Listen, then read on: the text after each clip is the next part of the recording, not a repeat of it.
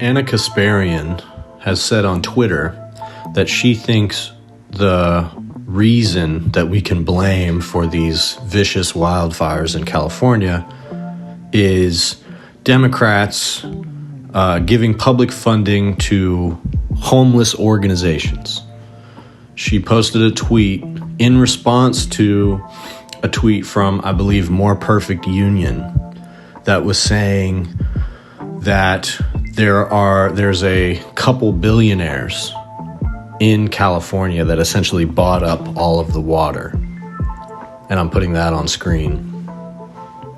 And that was something to keep in mind when, LA struggles to have enough water to deal with these fires and issues like that. You have billionaires privatizing the water supply of a place that then burns down. And many rich people, poor people's homes were caught up in this. So, it's an example of greed and privatization of natural resources and public resources at that.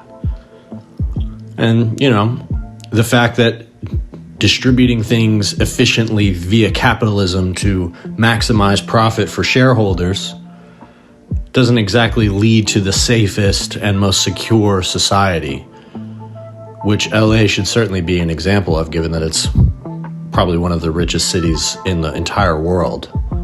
It seems like LA should have infrastructure for rich and poor people to prevent wildfires, stop wildfires, have procedures in place for when wildfires happen, and also to feed and clothe and house the homeless. And so that's what Ana Kasparian wanted to point to. She said, hey, they're taking all of our tax dollars. We pay more taxes than anybody. I don't know who she is talking about exactly. I guess people in LA in general. And she's contending that they take these tax dollars and give them to, quote, endless scam homeless charities. Such an interesting choice of words there. Fascinating choice of words.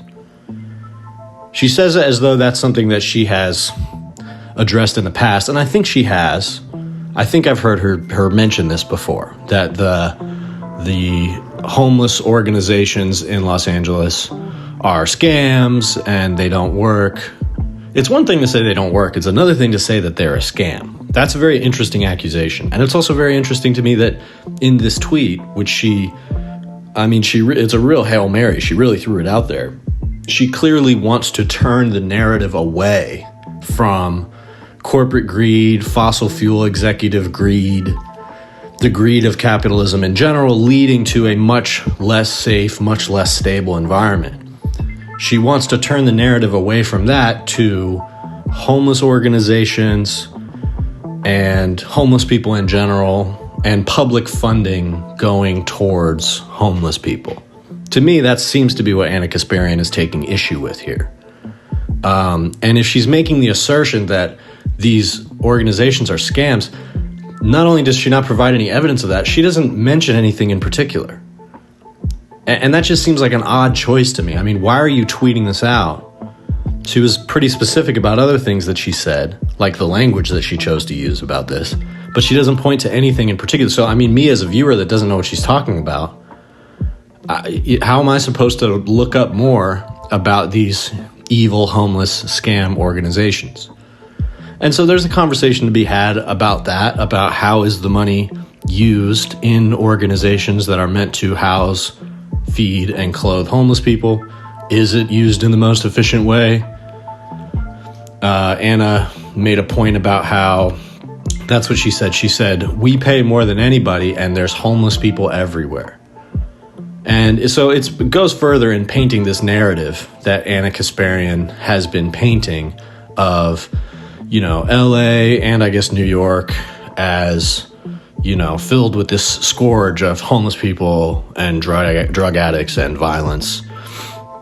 And there's some truth to it. I live in LA and there is a homeless problem here. I'm also around homeless people a fair amount on the bus and on the way to doing the various things that I do. And I never feel threatened. there are times where it can be a little scary, and I am a man, so I'm less likely to feel threatened in those situations. So I can understand how Anna's perspective about LA being a little scary comes from experience. It's one thing to say that, though, and it's another thing to say that this is a broader problem of homeless people in general being a threat, essentially being a scourge, and this sort of systemic problem that is the reason Anna says, and Cenk says, that they campaigned against Democrats and for Republicans in Los Angeles to be the mayor, saying that the mayor's incompetent, blah, blah, blah. And I mean, look, when stuff like this happens, you always blame the mayor. It's the American way. It's the same as blaming the president for anything about the country that you don't like. That's the way it goes. That's the job. Fine. But in Anna and Cenk saying that this is why we campaigned against Democrats, yeah, but you campaigned for Republicans. So the idea that these two progressive, quote unquote, commentators are not drifting to the right, the idea that they are not coming more in agreements with Republicans than they are with any progressive, leftist, democratic, socialist, anybody, it's ridiculous. It's ridiculous, the idea that they are not pivoting. They're clearly pivoting. And nothing makes that clearer than the fact that not only does Anna want to talk instead of the greed of rich people and fossil fuels and AI tech companies, which are also in California, by the way, instead of talking about that, she wants to talk about homeless organizations that she views as scams. And I mean, is that not the textbook example of conservatism? That is conservatism in a nutshell. You're taking a problem that is so systemic that it actually goes to the climate itself and the way our human waste and output and carbon emissions is fueling our own instability and death, including of people who are the richest among us. And within that gets at the fundamental structure of our society, which is fueling this psychopathic profit-seeking behavior, which is unfettered capitalism in general. But Anna instead wants to talk about the racket of how tax dollars are used to feed the homeless in Los Angeles. And she also said that LA has cut its fire department budget, and that was Mayor Karen Bass, which is true. LA did cut the fire department budget, and most of that money went to the police. The LAPD got an increased budget. So why aren't you pointing to that? And it's the same point. The money that people are being taxed for is going to police who are supposed to be making things safer, and they're not. And not only that, but they're double making things less safe, because when these fires happen, the police have no ability to stop. The fire department does not have the resources it needs. So why are you pointing to homeless organizations that are actually helping people? That was the reason Karen Bass got elected into office. That's what she said she was going to do. But again, TYT was critical of her from the beginning. They never wanted her because they never wanted money to be going to homeless organizations. But the fact that Anna wants to redirect the conversation from a conversation about capitalism and a conversation about fossil fuels and climate change, and instead wants to focus on essentially austerity. That's what she's getting at, is she doesn't like that her tax dollars are being spent that way. And I imagine that Anna is still nominally a progressive enough that she would say, I don't mind paying taxes, I just want them to be used for such and such and such.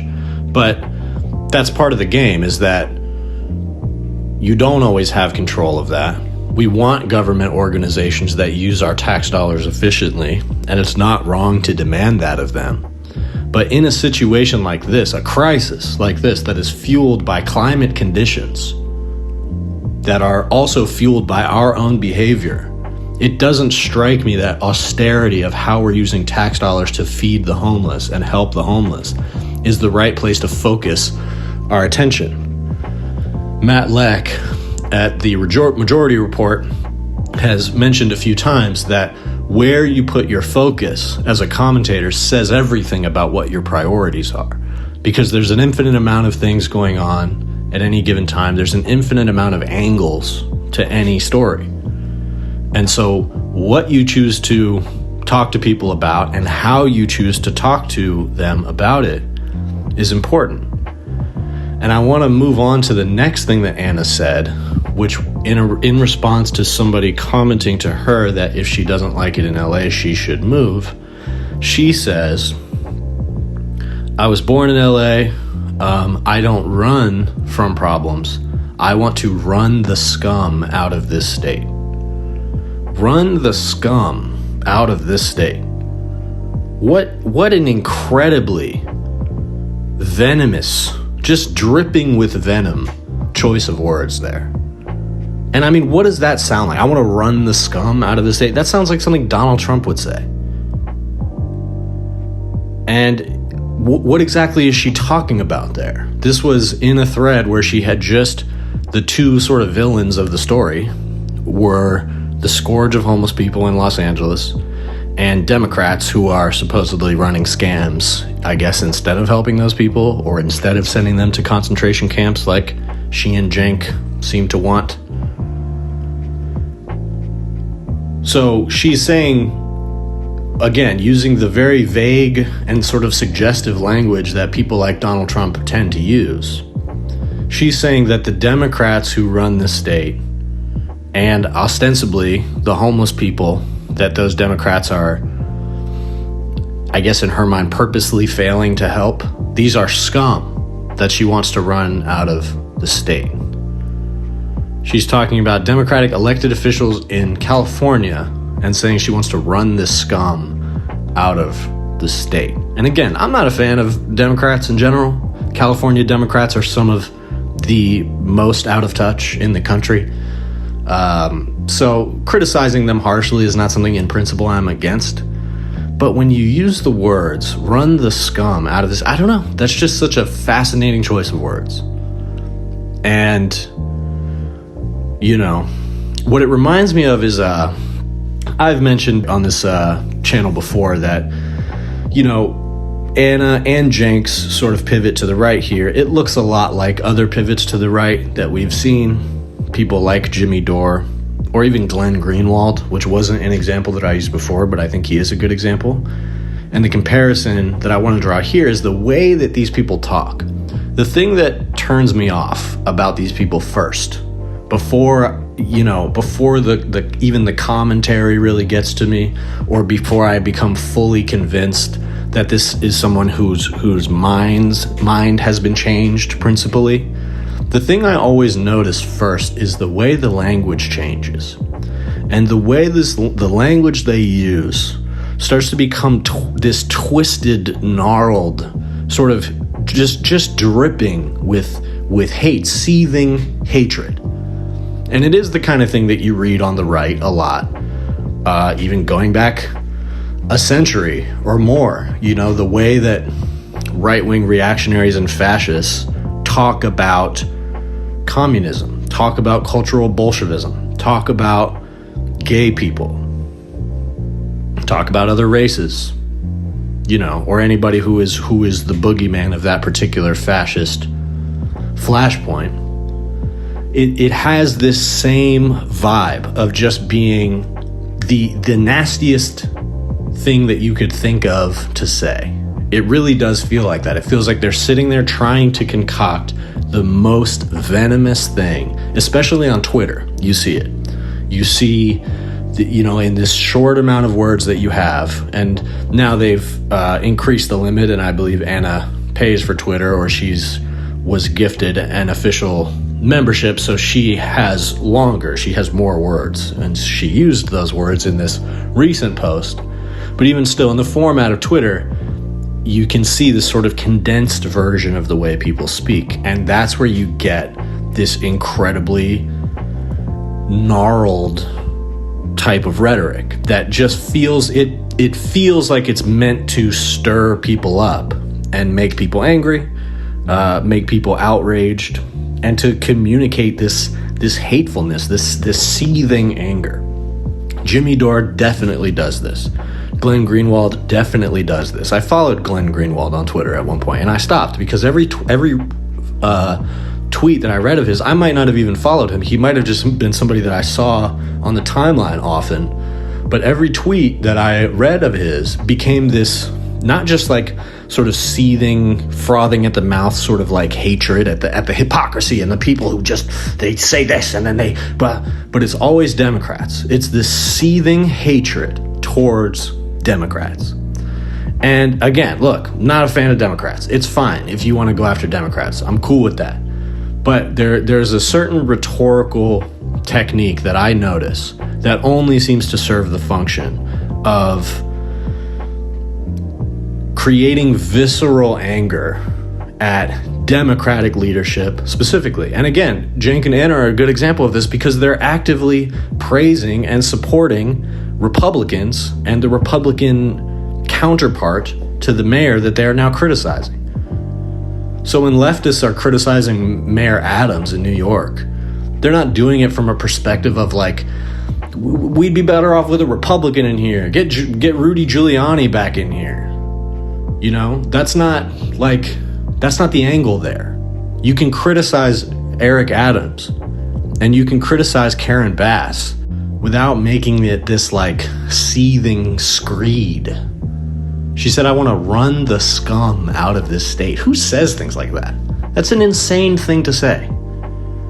And so, you know, for me personally, I think using that type of rhetoric, being unhinged in that way is kind of disqualifying to me personally. It makes me not take you seriously, and it makes it obvious to me that what you're doing is like purposefully inflammatory.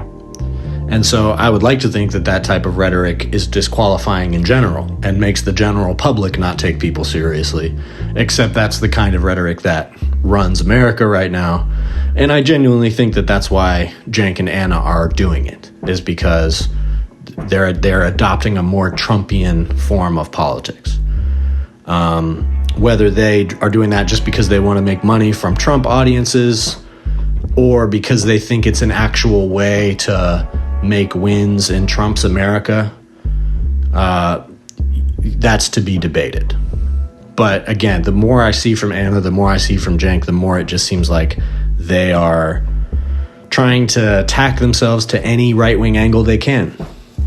And I bet you that they're going to be the first to jump on the narrative of these fires being caused by arsonists and whatnot. There was one of these fires, there was a guy that they caught and arrested because he is suspected of starting one of the smaller fires that started today on the 9th of January.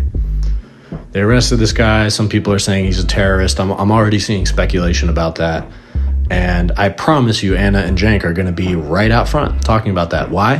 Because it allows them to draw attention away from a broader systemic issue that might actually anger some of the donors that they're trying to cozy up to right now. A narrative about how climate change and how our endless pursuit of capital is going to kill everybody, right? That's the kind of thing that any person who pretends to be progressive pursues because it's like the number one priority.